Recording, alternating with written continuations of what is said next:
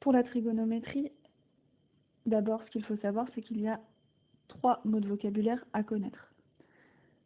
Les 3 mots de vocabulaire, ils ne s'appliquent, et tout le chapitre également, que dans des triangles qui sont rectangles.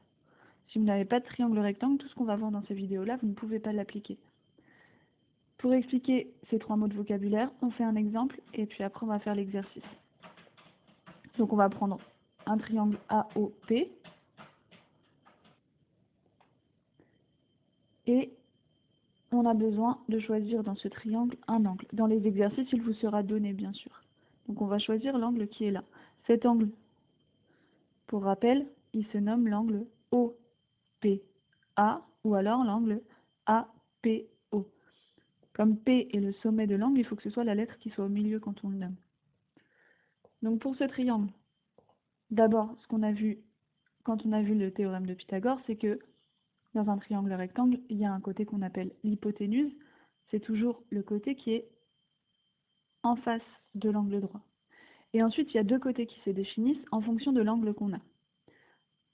Le côté qui est en face de l'angle, on va appeler ça le côté opposé. Et le côté qui touche l'angle et l'angle droit, ça va s'appeler le côté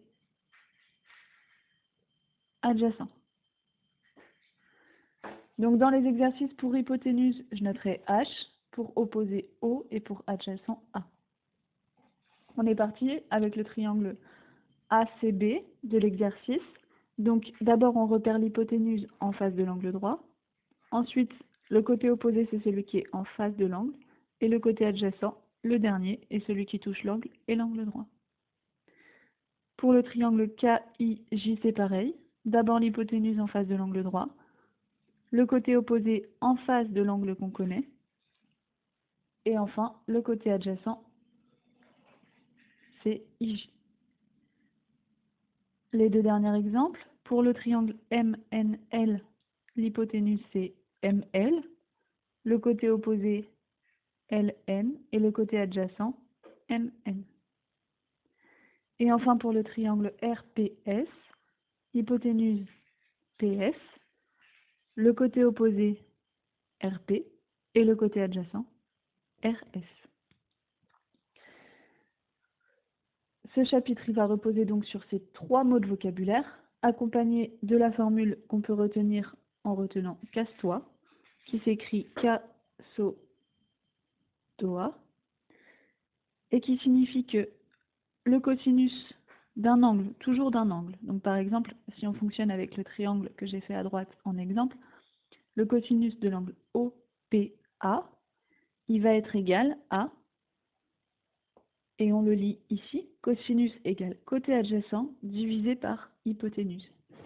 Le côté adjacent, c'était PA, divisé par l'hypoténuse qui était PO. Et ensuite, dans les exercices, on verra comment l'utiliser. La deuxième partie ici correspond au sinus de l'angle. Donc, le sinus, si on lit sur la formule ici, on va voir que le sinus, c'est égal au côté opposé divisé par l'hypoténuse. Donc, on écrit le sinus SIN de l'angle OPA est égal, côté opposé, c'était OA, sur hypoténuse PO. La dernière formule à connaître, c'est ce qu'on appelle la tangente d'un angle. C'est ce qui a marqué juste ici. Tangente égale côté opposé divisé par côté adjacent. La tangente, ça se note TAN. Donc on va écrire tangente de l'angle, on marche toujours avec l'angle OPA ici dans cet exemple, égale, on a dit côté opposé OA sur côté adjacent PA. Donc ce qu'il y a de plus important à retenir pour ce chapitre, ce sont les 3 mots de vocabulaire, savoir les placer, mais surtout cette formule-là, qui vous permettra de savoir quelle formule utiliser dans les exercices.